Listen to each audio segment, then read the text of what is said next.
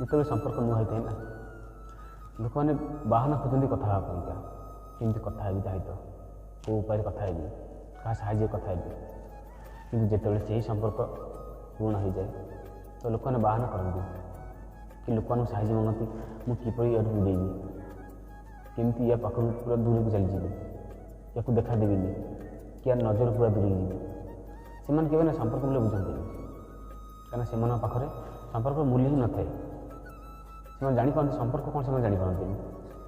ସେମାନଙ୍କୁ ଭଲ ପାଇବା ଗୋଟେ ସ୍ନେହ ଗୋଟେ ଶ୍ରଦ୍ଧା ଏସବୁ କିଛି ନଥାଏ ସେମାନଙ୍କ ପାଖରେ ସେମାନେ ମଣିଷ ପାଇଁ ମଣିଷ ଜାତିର ଗୋଟେ ଅମଣିଷ ସେମାନେ କାରଣ ସେମାନେ କେବେ କାହାର କଷ୍ଟ କେବେ ବୁଝନ୍ତିନି ଯେଉଁମାନେ ସମ୍ପର୍କ ମୂଲ୍ୟ ବୁଝନ୍ତିନି ନା ସେମାନଙ୍କ ପାଇଁ ଗଢ଼ିବା କି ଭାଙ୍ଗିବା କିଛି ନୂଆ କଥା ନୁହେଁ କାରଣ ସେମାନେ ବୁଝନ୍ତିନି ସମ୍ପର୍କର ମୂଲ୍ୟ ଆଜି ଯିଏ ସହିତ ସମ୍ପର୍କ ହୋଇଗଲା କାଲି ତା ସହିତ ହେବ ସେମାନେ ଏମିତି ଭାଙ୍ଗି ଚାଲିଥିବେ କେବେ ଗୋଟେ ଜାଗାରେ କେବେ ସ୍ଥିର ହେବେନି କି ସେମାନେ ସମ୍ପର୍କ ମୂଲ୍ୟ ବୁଝିବେ ନାହିଁ ସେମାନଙ୍କ ପାଖରେ ସମ୍ପର୍କ ମୂଲ୍ୟ ହିଁ ନଥାଏ କେବେ ତ ଏଭଳି ଲୋକ ସହିତ ନା କେବେ ବି ସମ୍ପର୍କ ରଖିବେନି କି ସମ୍ପର୍କ ଏବେ ଯୋଡ଼ିବେନି କାହିଁକିନା ଏମାନେ ସମ୍ପର୍କ ମୂଲ୍ୟ ଦେଇପାରିବେନି କି ସମ୍ପର୍କ ଏମାନେ ବୁଝିବେନି ଏମାନେ ସହିତ ଗୋଟେ ଭଲ ସମ୍ପର୍କ ଲାଭ କ'ଣ କରିବ ଖରାପ ସମୟରେ ବି ସାହାଯ୍ୟ କରିବେନି ସମ୍ପର୍କ ଗୋଟେ ନା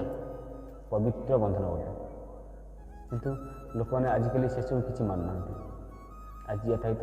ସମ୍ପର୍କ ଅଛି କାଲି ଭାଙ୍ଗିଯିବ କାଲି ଆଉ ତା ସମ୍ପର୍କ ହେବ ଆଜିକାଲି ଲୋକ ଏମିତି କରନ୍ତି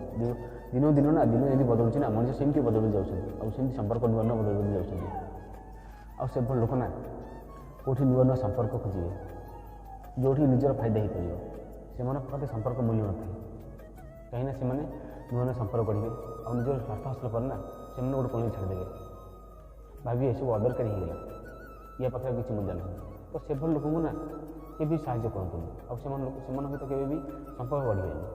କାରଣ ସେମାନେ ବୁଝନ୍ତିନି ସମ୍ପର୍କର ମୂଲ୍ୟ ଯିଏ ବୁଝିପାରିବ ନା ତା ସହିତ ଗଢ଼ନ୍ତୁ କିଛି ଲାଭ ଅଛି ଯିଏକି ଜୀବନ ସାରା ସମ୍ପର୍କ ରହିପାରିବ ଆଉ ଏମିତି ଲୋକ ସହିତ ସମ୍ପର୍କ ଗଢ଼ନ୍ତୁନି ଯିଏ ଆଜି ଆସି କାଲି ସମ୍ପର୍କ ଭାଙ୍ଗିଦେବ ମୋର ଏତିକି ଆଶା ଆପଣମାନେ ଠିକ୍ ବୁଝିପାରୁଥିବେ କି କାହା ସହିତ ସମ୍ପର୍କ ଯୋଡ଼ିବେ ଆଉ କାହା ସହିତ ଭାଙ୍ଗିବେ ଖୁସିରେ ରୁହନ୍ତୁ ସମସ୍ତେ।